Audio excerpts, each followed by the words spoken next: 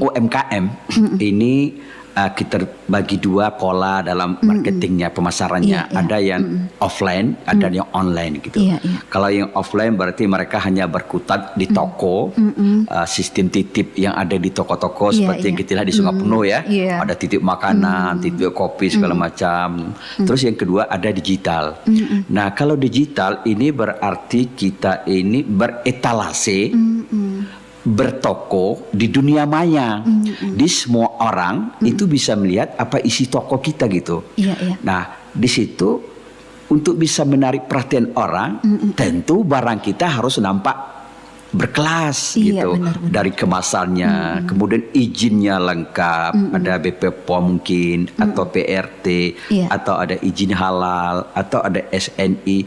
Nah kita sebagai konsumen kan mau lihat ini produk ini abal-abal atau benaran gini. Jadi mereka akan baca deskripsi produk yang ada di etalase di marketplace atau di tempat itu. Contohnya kita jualan di Shopee. Nah di situ kita harus menceritakan produk kita ini apa ini, isinya berapa gram kah, manfaatnya apa, izin legalitasnya apa saja yang kita miliki. Kalau terjadi komplain bagaimana proses komplainnya, kemudian diproduksi di mana gitu. Nah kalau pembeli itu sudah lihat udah benar, mereka akan check out dengan produk kita. Go Global ini adalah step untuk saat ini itu adalah step terakhir, tingkat kelas yang paling tinggi kalau UMKM.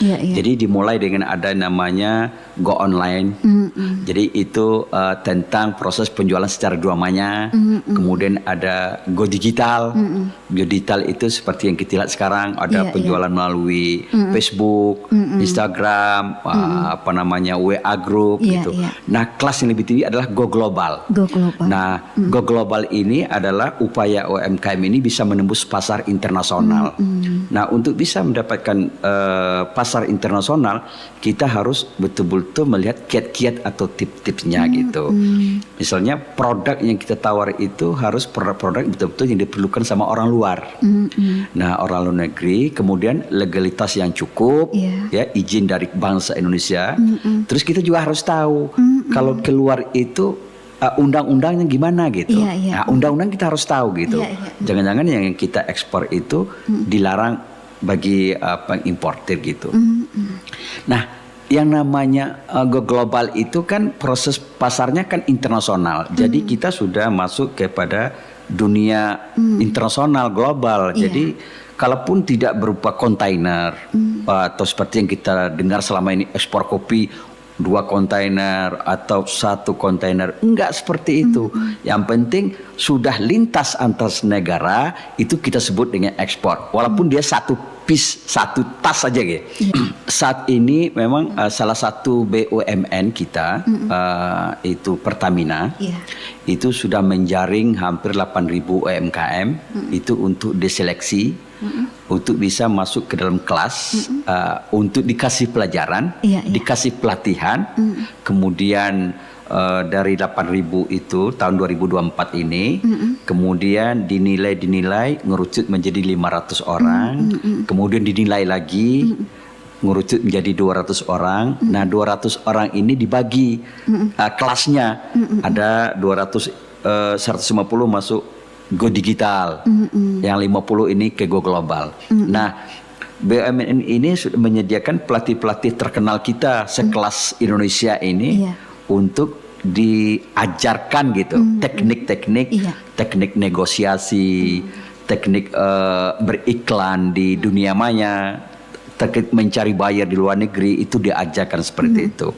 Nah salah satu tip yang perlu tahu untuk Go Global ini adalah teknik kita mencari buyer yang ada di luar negeri ini. Jadi tidak semudah gampang itu kita mencari alamat, mencari kantor, mencari email atau nomor handphone buyer. Itu ada tip-tipnya gitu. Jadi kita bisa masuk ke namanya, jadi sistem di Indonesia itu ada namanya trade map. Jadi peta perdagangan. Jadi kita bisa masuk ke trade map, kita bisa lihat kira-kira produk kita ini ke negara mana aja bisa masuk. Berapa kebutuhan mereka? Apakah sudah jenuh atau masih bisa menyerap produk kita? Jadi percuma kalau kita mencari pembeli misalnya di Australia, kalau mereka sudah kejenuhan misalnya dengan kopi kita atau sudah jenuh dengan kayu manis, kita bisa cari yang lain lagi. Jadi UMKM itu tidak semua bisa masuk jam go digital tuh Bu Rita ya.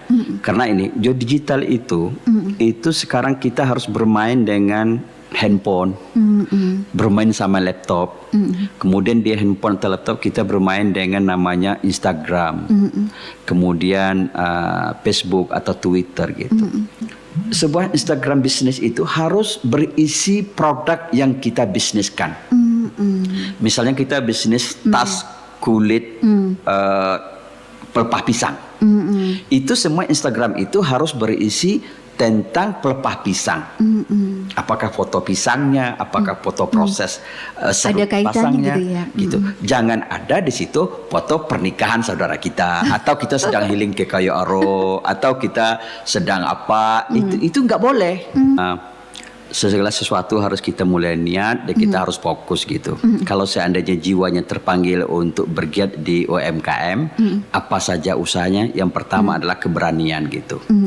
Usaha yang terbaik adalah usaha yang dilakukan, bukan ditanya terus gitu. Bukan dikaji resikonya atau dicari apakah ada yang beli atau tidak. Tidak usah pikir itu. Yang penting kita fokus membuat sebuah produk, kemudian kita lihat peluang pasarnya, kemudian produk yang kita buat itu harus bisa menyelesaikan persoalan orang lain gitu.